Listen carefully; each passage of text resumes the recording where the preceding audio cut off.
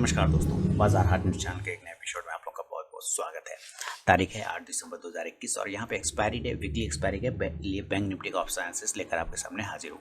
सबसे पहले चलिए कैंडल को देखते हैं कि बैंक निफ्टी का कैंडल ने आज गैप अप ओपनिंग किया प्रीवियस कैंडल के हाई के ऊपर, यानी कि जो पुराना रेजिस्टेंस लेवल था 36,900 के लेवल का 850 से 900 का, उसको ऊपर ठीक लो जो है आप देखेंगे एकदम वही का पॉइंट लो बनाया है इसने ज़बरदस्त।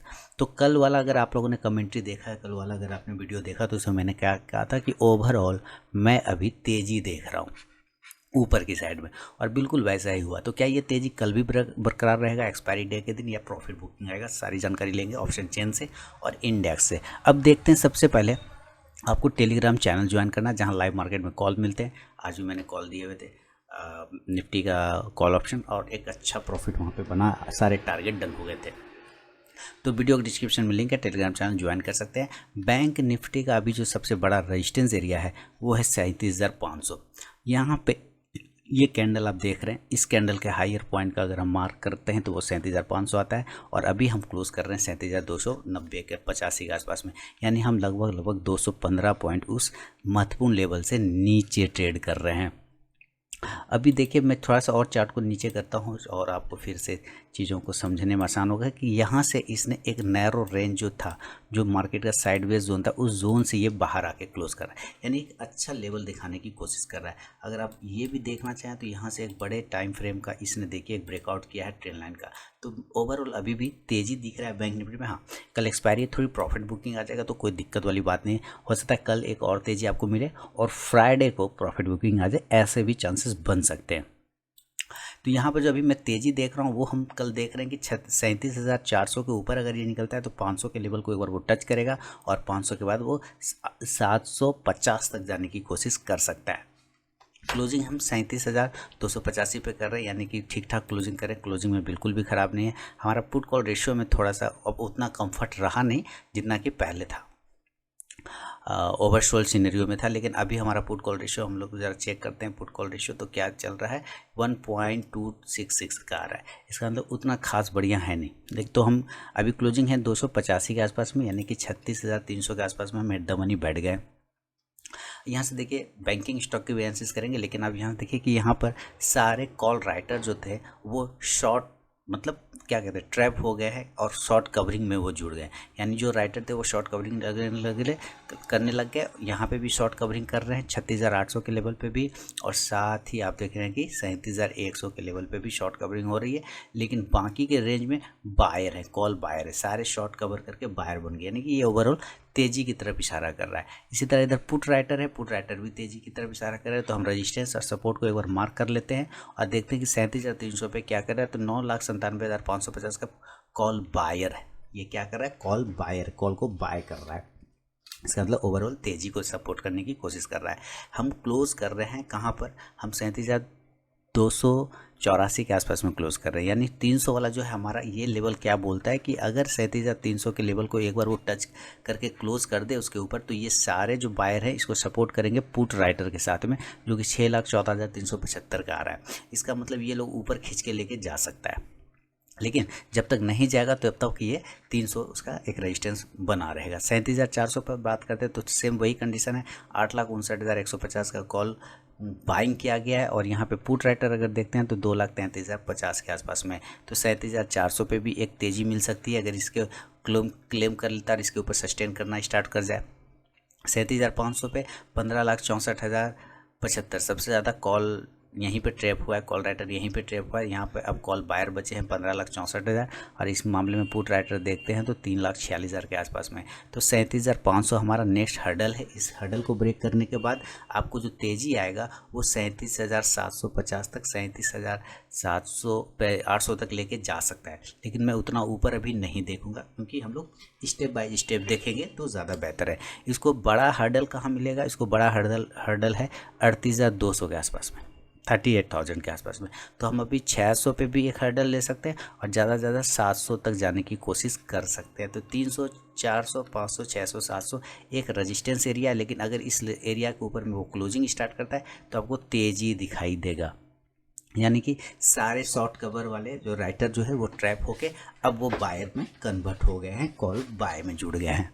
कॉल बायर जो होते हैं पुट राइटर का सपोर्टर होता है।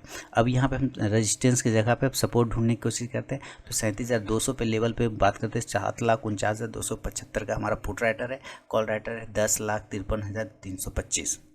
तो इधर देखिए ज़्यादा है कॉल राइटर कॉल, लेकिन ये बायर है। तो एक्चुअली क्या है कि ये एक सपोर्ट बना लेगा 37,200 के पास में, एक सपोर्ट, पहला सपोर्ट 37,200 बना देगा। उसका 37,000 पर और 37,100 पे भी सेम मामला चल रहा है कि 6,53,250 पुट राइटर है, यानी सपोर्ट बन रहा है। और 4,47,000 इधर हमारा कॉल में शॉर्ट कवरिंग किया गया, यानी कि वो ट्रैप हो गया वो राइटर। तो 37,100 और 37,000 हमारा अभी इंपॉर्टेंट सपोर्ट बन जाएगा, क्योंकि 37,000 पे सबसे ज़्यादा है 19,95,175 पुट राइटर है, और कॉल राइटर है 13,08,575, उसमें भी एक शॉर्ट कवरिंग किया गया है। तो ये लेवल पे आपको ध्यान रखना है कि 37,000 हमारा एक अच्छा सपोर्ट बन सकता है। अगर कुछ ख़राब होता है तो 36,900 उसको टैकल कर लेगा, 36,900 में कहीं दिक्कत नहीं, क्योंकि यहीं पर आज हम लोग लो बना के ऊपर की साइड में भागे। तो हम ये 4 सपोर्ट पकड़ के चलेंगे, और इधर एक 5 रेजिस्टेंस है, 5 भी नहीं, 37,700 को हम इग्नोर भी कर देंगे, तो 37,600 तक के लेवल को हम चेक करने की कोशिश कर सकते हैं। तो चलिए अब जरा चार्ट पे और लेवल निकालने की कोशिश करते हैं, फिर बैंक निफ्टी, फिर बैंकिंग स्टॉक्स को भी देखेंगे। तो क्लोजिंग हम लोग कर रहे हैं 37,284 के आसपास में। अगर बाय करना है तो बाय के लिए जोन बनेगा 37,300 के ऊपर। आप 37,325 के ऊपर भी बाय कर सकते हैं, और दोनों ही कंडीशन में टारगेट 37,500 के आसपास में देखने को मिलेगा। लेकिन इसके बीच में एक टारगेट 37,450 के आसपास में बुक करना बिल्कुल भी ना भूले, या 37,425 के आसपास में भी एक टारगेट बुक करें। फाइनल टारगेट 37,500 का होगा। इसके ऊपर टिकने के बाद 37,600 तक खींच के लेके जा सकते हैं, जितने कॉल शॉर्ट कवर किए गए वहाँ पे। अब यहाँ पे देखते हैं, तो ये आपने बाय किया है तो आपको इस हिसाब से फिर कॉल ऑप्शन को बाय करना पड़ेगा, और कॉल ऑप्शन रहेगा 37,300 के ही स्ट्राइक प्राइस का। इंडेक्स ऊपर चलेगा तो ये कॉल ऑप्शन भी ऊपर जाएगा। अब बात आती है कि सेल करने वाले लोग का। देखिए सेल में उतना कंफर्ट एरिया तो नहीं अभी है, सेल में उतना कंफर्ट दिख नहीं रहा है, लेकिन फिर भी जो सेल के रिस्क लेना चाहते हैं तो 37,200 के नीचे सेल करें। यहाँ पे आपको थोड़ा सा कंफर्ट मिल सकता है सेल साइड में 37,200 के नीचे। देन इस कंडीशन में एक टारगेट बनेगा जो 37,100 से लेके 37,000 तक लेके जा सकता है। बहुत ज़्यादा हुआ तो जो आज का लो पॉइंट है 36,900, वहाँ तक आने का कोशिश किया जा सकता है। 3 टारगेट बन सकते हैं। देन आप यहाँ से पुट ऑप्शन को बाय करें 37,200 के स्ट्राइक प्राइस का। आप चाहें तो 37,100 के भी स्ट्राइक प्राइस का पुट ऑप्शन बाय कर सकते हैं। इंडेक्स नीचे तो ये पुट ऑप्शन ऊपर जाके प्रॉफिट देगा। ये एक नॉर्मल सिनेरियो में कंडीशन ऐसे हो सकते हैं, लेकिन अगर ये गैप अप खुल जाता है तब मामला बदल जाएगा। गैप अप खुलने के चांस कहाँ पे बनते हैं? आज का हाई देखते हैं तो 37,384, क्लोज किया 37,284। हम अगला गैप अप देखते हैं तो 37,500 के लेवल पे देख रहे हैं, कितना 37,500।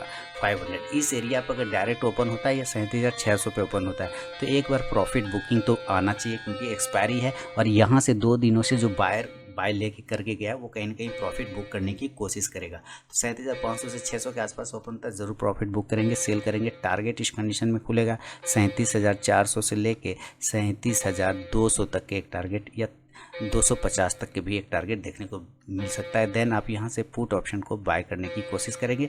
पुट ऑप्शन आप 37,500 के स्ट्राइक प्राइस कर लेंगे। इंडेक्स नीचे, ये पुट ऑप्शन ऊपर जाके प्रॉफिट दे सकता है आपको। अगर ये गैप अप नहीं खुला और गैप डाउन खुल गया तब तो गैप डाउन में भी और भी अच्छी बात है कि बाय ऑन डीप करने की कोशिश करेंगे।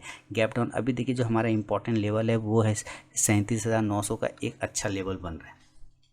इसके पास ओपन होता है तो ठीक है, हम थोड़ा वेट करेंगे और थोड़ा नीचे आ जाए 36,800 के आसपास आ जाए, या 36,750 के आसपास में, इस तीनों ही एरिया के आसपास में बाय ऑन डीप करेंगे। और ऊपर की साइड में तो टारगेट यहाँ से खुलेगा फिर 37,100 से लेके 37,000 से लेके 37,300 तक के टारगेट देखने को मिलेगा। यहाँ पर से बाय ही करना है, buy on dip gap down condition में।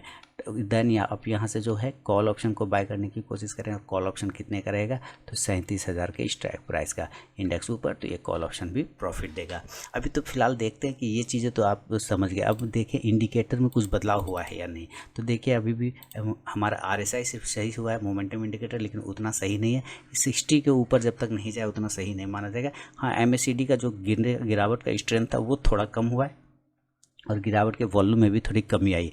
और भी इसको कर्व होकर ऊपर जाना चाहिए, तब जाके और भी स्ट्रेंथ दिखा सकता है। फिलहाल इस चीज़ों को तो समझ गए। अभी हमें क्या देखना है कि 15 मिनट के टाइम फ्रेम पे ये क्या कर रहा है। ये ज़्यादा बेहतर स्ट्रैटेजी होगा अगर आप 15 मिनट के टाइम फ्रेम को यूज़ करें। ये बॉक्स के ऊपर सस्टेन कर रहा है, ये बड़ी बात है। ट्रेल लाइन के ऊपर गया, ये भी बड़ी बात है। ये कल ही हम लोगों ने बात कर लिया था यहाँ पे। अब यहाँ पे से अगर आप देखेंगे तो इसने एक प्राइस चैनल बना लिया है। यहाँ से एक प्राइस चैनल बना के ये ट्रेड कर रहा है, 2 प्राइस चैनल के बीच में ये ट्रेड कर रहा है। यहाँ से इसको हटाइए, यहाँ लगाइए, देखिए ये 2 प्राइस चैनल में ट्रेड कर रहा है इस तरह से, है ना। अब देखिए इस प्राइस चैनल के ऊपर में अगर ये निकलता है और वो प्राइस आता है 37,400, ये वाला जो एरिया है ज़्यादा बेहतर है। और ये एरिया की अगर हम बात करते हैं तो इसका प्राइस आ जाएगा हमारे पास 37,400। 37,400 के ऊपर जाने के बाद और बाइंग आ सकती है तेज, जो 37,500 से लेके 37,600 तक कवर कर सकता है। लेकिन नीचे अगर ये एरिया तोड़ता है 37,200 के नीचे बिलो करता है तो ये कमज़ोर हो जाएगा, 37,000 तक गिर सकता है बैंक निफ्टी। तो ये ओवरऑल बैंक निफ्टी पे दोस्तों मेरा व्यू है। अब चलेंगे ज़रा बैंकिंग स्टॉक्स की तरफ में। चलिए बैंकिंग स्टॉक्स पर। बैंकिंग स्टॉक में एयू स्मॉल फाइनेंस बैंक, देखिए AU small finance bank breakout करके ऊपर क्लोज कर रहा है, ये बड़ी बात है, अच्छी बात है। 1175 से 1180 तक का नेक्स्ट टारगेट होगा। अगर ये 1165 के ऊपर कल निकलता है तो 705 के ऊपर अगर ये एक्सिस बैंक निकल जाए तो 715 से 20 के टारगेट बनाएगा। बंधन बैंक 290 के ऊपर की क्लोजिंग चाहिए, देन मूवमेंट होगा, अदरवाइज छोड़ देंगे। बैंक ऑफ बड़ौदा की बात करें बिल्कुल ऊपर की साइड में 93 के ऊपर सस्टेन करेगा तो 95 तक का टारगेट देगा। बैंक ऑफ इंडिया जब तक ये 56 के ऊपर ट्रेड नहीं करे कोई भी पोजीशन नहीं बनाएंगे। बैंक ऑफ इंडिया एक राउंडिंग बॉटम पैटर्न बनाने की कोशिश कर रहा है। इस हिसाब से अगर आप देखें तो बिल्कुल ये राउंडिंग बॉटम पैटर्न बना रहा है। केनरा बैंक 220 का नेक्स्ट टारगेट के लिए वेट करेंगे, ऊपर के लेवल 215 को ब्रेक करेगा तो 220 के टारगेट। फेडरल बैंक ऊपर के लेवल में 92 के ऊपर सस्टेन करेगा तो 94 से 96 का target. HDFC bank target down करने को, ये देखिए यहाँ पर मैंने बॉक्स बना रखा था, इसके ऊपर ये सर्किल की निकलेगा तो एक पोजिशन बना सकता है 1550 तक का। तो 1500 आज का हाई देखते हैं तो 1555 का है। कल अगर 1560 को ब्रेक करेगा तो 1580 तक का टारगेट देगा। आईसीआईसी बैंक 760 कंप्लीट हो चुका है, इसके ऊपर ट्रेड हो चुका है 760। यहाँ से देखिए अब ये रेजिस्टेंस एरिया है 760 वाला, है ना। अब इसके ऊपर सस्टेन करेगा 780 का टारगेट है। DFC first bank buy on dip करना है, जब भी डीप मिले इसमें पोजीशन बनाना है लंबे समय के लिए। इंडियन बैंक 153-50 हो गया ना, 50 के ऊपर निकला तो 155 तक के टारगेट वहाँ तक कंप्लीट हो गया। अब 160 के टारगेट का वेट करेंगे। इंडसइंड बैंक ऊपर की साइड में 965 को 60 को ब्रेक करेगा तो 980 का target. Kotak bank up side में 1972 73 74 75 ये सारे लेवल ब्रेक करेगा तो 2000 के टारगेट। और नीचे एक सपोर्ट है 1900 का, उसके नीचे आने पर खराब होगा। पीएनबी बाय ऑन डिप करना, देखिए एरो लगाया था, यहाँ से ऊपर जाना चाहिए, बिल्कुल गया है।